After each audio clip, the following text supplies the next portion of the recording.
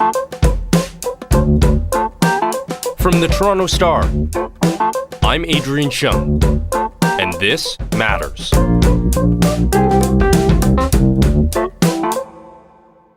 Anyone who's involved in emergency response will know this. If you need to be right before you move, you will never win. Perfection is the enemy of the good when it comes to emergency management. Speed trumps perfection. And the problem in society is everyone is afraid of making a mistake. But the greatest error is not to move. The greatest error is to be paralyzed by the fear of failure. That's Dr. Michael Ryan from the World Health Organization. And that's his message to leaders around the world, calling on them to act right now. Many public health officials are echoing that same idea, that we are fighting against time, that socially isolating ourselves is one of the best chances we have for slowing the spread of this virus. Health Minister Patty Hajdu has told Canadians that we're in for a fight that will last a while. We will be in this situation for a while. This isn't about 2 weeks. This is about months of social distancing. If we socially isolate correctly, it will lead to each country flattening the curve. You've definitely heard that term again and again these past few weeks. What flattening the curve essentially means is, if too many people get sick at once, our healthcare system gets overloaded. We're already seeing what it looks like when a country can't flatten the curve. It's happening right now in Italy. This nurse saying the psychological tension has, quote, gone through the roof. We're not even counting the dead anymore, she says. Italian hospitals are overloaded with thousands of new patients every day. There aren't enough ventilators for the sick. Doctors are describing the situation as wartime medicine. They're having to decide who lives and who dies because there aren't enough beds and doctors to take care of everyone. The data is clear. This is the threat that every single country on Earth is facing, including Canada. So today, we're talking about flattening the curve with two experts on infectious diseases. We'll talk about where on the curve we're at here in Canada and what we can learn from other countries already facing the full force of the coronavirus.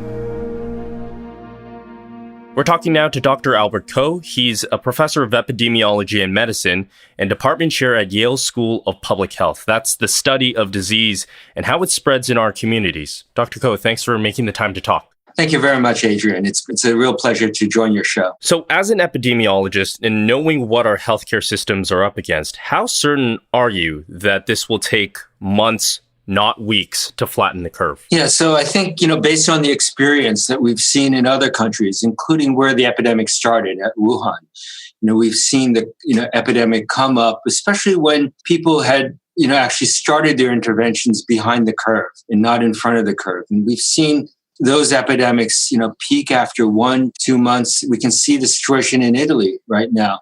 And those epidemics are going to last for 3 or 4 months. I think that also calls to the question, are we ever going to be rid of coronavirus? And that requires a whole different set of answers for that. Is there a risk that this could be endemic, sort of what you were talking about, that it's a flu that stays around for a while? Yeah, I think, and that's an important question you raise, Adrian. So this certainly is a virus that causes a pandemic, as we've seen it, spread around the world. But because this virus is highly transmissible, based on its epidemiological characteristics, this is a virus that we suspect is going to be around for a while. It may be, in many senses, like what we observe with the common cold, but of course deadlier than the common cold. The common cold is caused by another type of coronavirus, which is a cousin to this new coronavirus. But I think you're right, Adrian, this is a disease that we are not going to eliminate or eradicate with current interventions. I want to talk about this idea of flattening the curve. What do you think are the biggest stakes for our healthcare systems around the world, and by extension, our own health, if we fail to flatten the curve? Well, I think that we can see how that played out and how that is playing out in Italy and perhaps parts of Europe, with the number of deaths, the number of cases, this extreme consequences of lockdowns and how, with respect to social disruption. And I think that you could say is, maybe one of the worst case scenarios. I think that begs the question about how do you flatten the curve, or what does the curve look like even before it's flattened? And I think, there are kind of some basic principles. The first principle is that the curve is not going to get flattened if you do implement your interventions reactively. The best ways or approaches to flatten the curve or blunt the impact of the epidemic is by doing interventions proactively. Italy is a good example where they did it. There was a lot of transmission, silent transmission, before they implemented their interventions. They were done reactively. And then the whole series of issues of not layering in or not implementing in robust public health prevention early once it was recognized that enabled that curve to not, to just take off. Dr. Go, I'm going to try an analogy here about our own lives that we've seen in North America. You tell me if I'm off base here or if this is a pretty good sort of analogy of explaining the flattening of the curve, okay? So as news of the pandemic began spreading and as social isolation measures were coming into effect, we saw huge crowds at grocery stores, that there were huge lineups, that the shelves were being emptied. The stores simply couldn't handle how many people were coming in at a given time. Is that a good description of what our hospitals are facing, except with sick and dying patients? I think there's some parallels. It's not exactly the case, but there's some good parallels. One is the amount of fear that it's causing, not only fear at the level of communities, but the fear also among healthcare professionals. We saw what happened in Wuhan, in China. We also saw what happened in Italy with large outbreaks among healthcare professionals. And so that fear factor is important. I think the second is the hoarding, right? The fear that drives the hoarding. And we're having major issues with hoarding of personal protective equipment, nasal pharyngeal swabs. I'm sorry, these are the swabs that you stick in the nose in order to sample. So the big problem in testing is not just having access to having enough tests, but it's having the swabs that you can use. They're all back ordered for another couple months. The reagents that are needed to make those tests, those have been, there's been runs on those. So I think your analogy is good in specific aspects about how fear exacerbates these supply and demand issues that are so critical to making a public health impact. We know that Italy is one of the global hotspots, obviously, right now.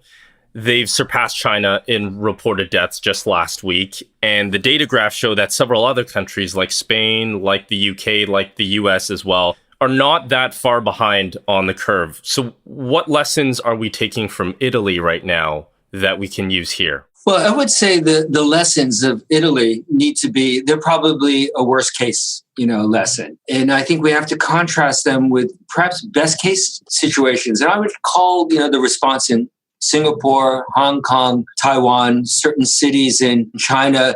Korea had a major issue because they had a super spreading event, but, they actually made important strides in decreasing or what's been called proverbially flattening the curve. Thousands of Koreans have driven through this clinic in the past 2 weeks. It's free, takes 10 minutes, and you get results in 2 to 3 days.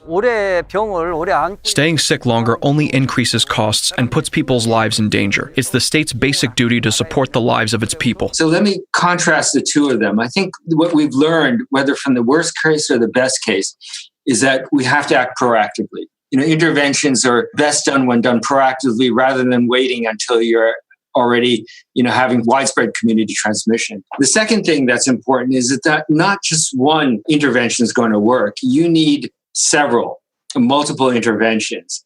And those are going to be the social distancing, including school closures, reducing group sizes. They're also going to be the meat and potatoes public health responses. And that is mass screenings, detecting people who are sick. In detecting people who are sick with a good diagnostic test in mass screening, you give confidence to the public that you're doing a public health action that can lead to isolating, preventing infected people from going into the community. But you're also telling those people who are not infected that they can go out and, many of the people are wage laborers. They don't have incentives to stay home if they're sick, if they're going to lose their pay. And we're already starting to see that here. We're already seeing that. And this is a big problem in of course, the United States. There are places where we don't have that social safety network. But going back, the big issue is going to be we need multiple interventions.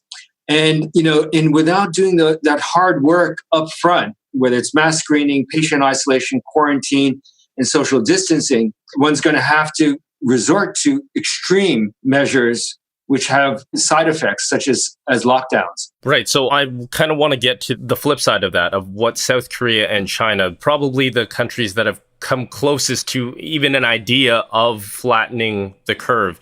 Do you think the measures that were taken there are possible here? So let's just reflect a second about what were those positive aspects. So one is good governance, and good governance in response to an emergency crisis. So that means that acknowledging where you are, telling the population the truth, but reassuring them that actions will be made and that effective actions will be made. The second is, and if we look across those board, was mass screening.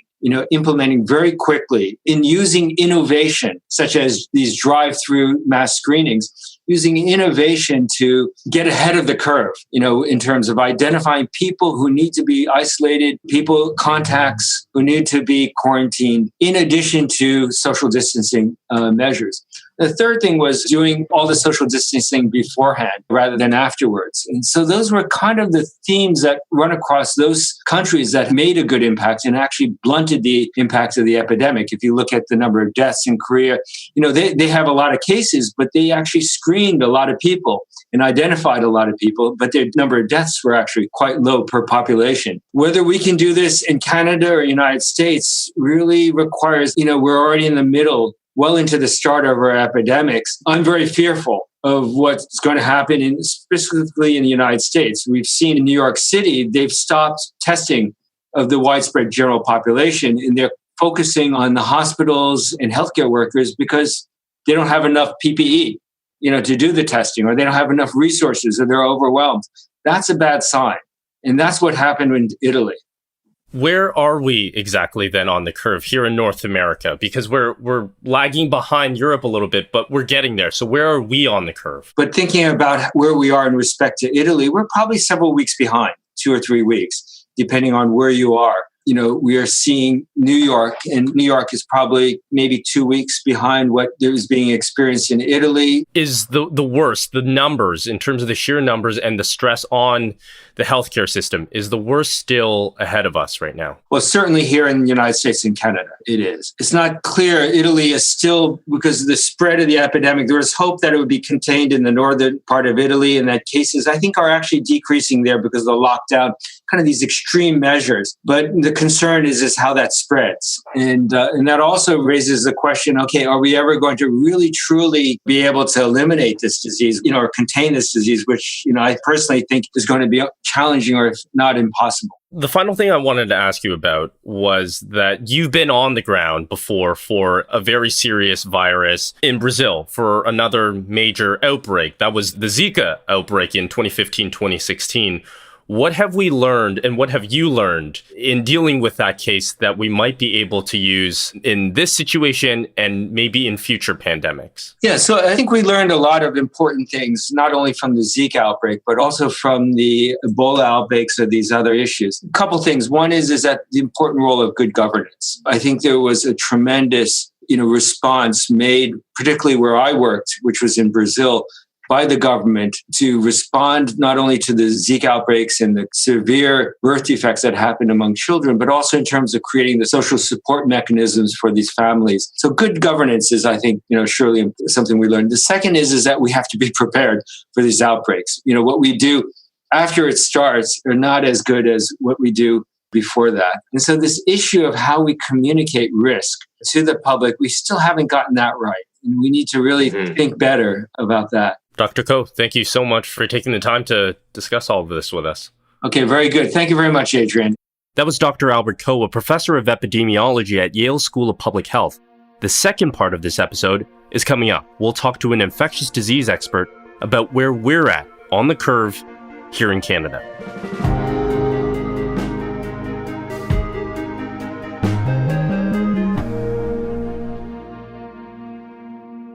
We're talking to Dr. Susy Hota. She is an infectious disease specialist at the University Health Network here in Toronto.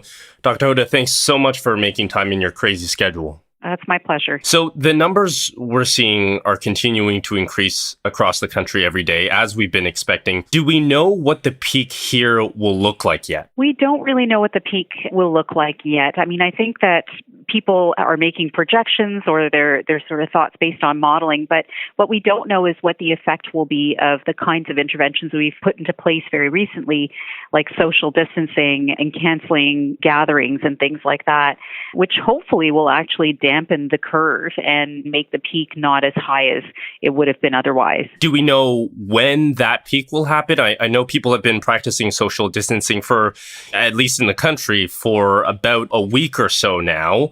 Is it 4 weeks away? Is it 6 weeks away? Yeah, again, another one that's difficult to answer, because when you actually institute these kinds of measures like social distancing, not only do they decrease the amplitude or the height of the curve, but they also can stretch things out a little bit. So it makes it a little bit harder to know when you're actually getting close to that point where you've reached the highest level of transmission and things will be on the downside.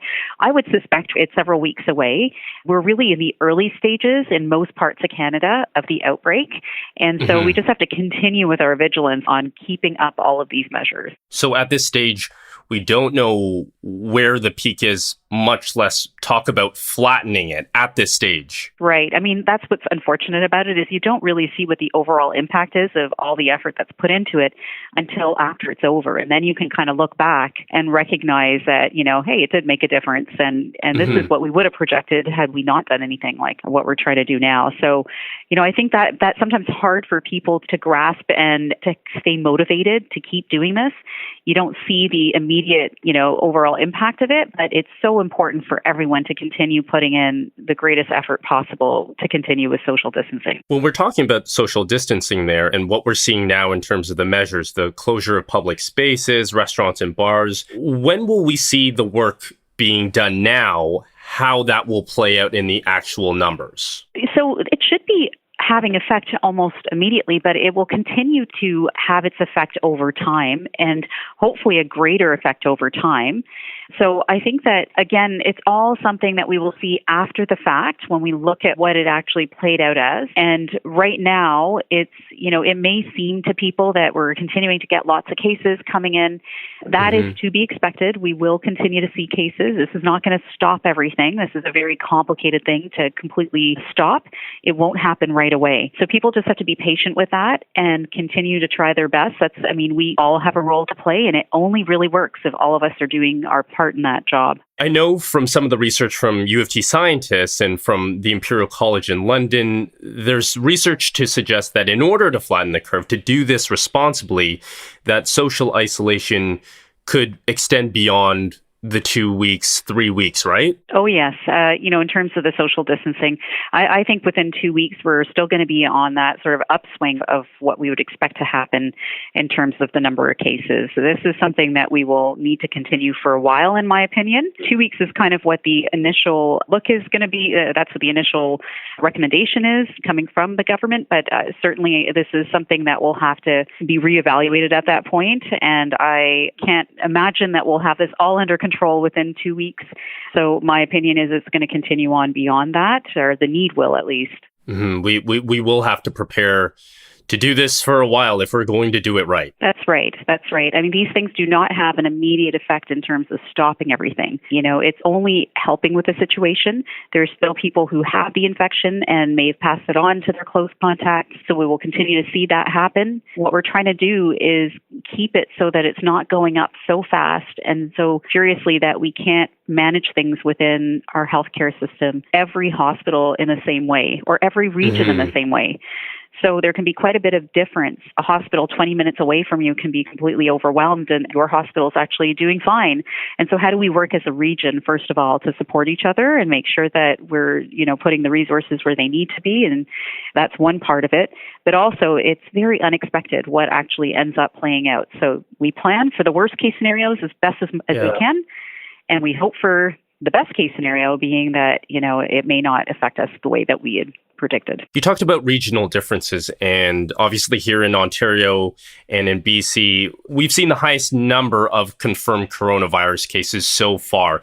Is there anything we're doing differently here from a public health perspective compared to other provinces, especially knowing how heavy the caseload will be? Well, I think the reasons why we're seeing the most cases in these parts of the world are, well, they're multifold. I mean, Toronto is the most populous city in the country, and Vancouver is also one of the largest cities in the country. And we also get a lot of travel in the beginning of this outbreak when travel was not being restricted much. And we did see this as being something that was associated with different parts of the world. We receive a lot of people from all over the place and have, things like congresses and conventions and such where you can imagine it's very easy for infections to spread. And so some of it, it's easier for a virus to kind of take hold in a setting like that. And once it's there, it takes a lot of work to try and contain it. And so I think Canada has done a very good job in the early stages of really trying to detect and contain as much as possible. But these viruses are always a few steps ahead of us. We're always kind of chasing after something that's already happened. So there's always a bit of a limit to how much that can achieve. And unfortunately, when you're in a much more populated area, it's a lot easier for infections to go around and spread. So again, this idea of flattening the curve, it really comes down to society doing its part. Right. It's a big cultural shift for many people, and that takes convincing. I think people are understanding for the most part. At least, I live in Toronto and in the city itself, and I do notice that people are really making an effort even on public transit to try and space themselves out. I see it. I can see the deliberate nature of where they're going to sit and stand. And it's great to see that. So, and I see many shops in my neighborhood, even before the recommendations coming out, putting an effort into trying to do things in a responsible way. So, I have faith that we can do it. I think as Canadians, we are generally considerate people in that way. I do think that this is a time for everyone to step up. And I think one of the hardest things we'll have to face is keeping it going. A couple of weeks in, people are going to start to get tired of it. Okay, Dr. Hota, thank you so much for your expertise here. You're very welcome. And that was Dr. Susy Hota. She is an infectious disease specialist at the University Health Network here in Toronto.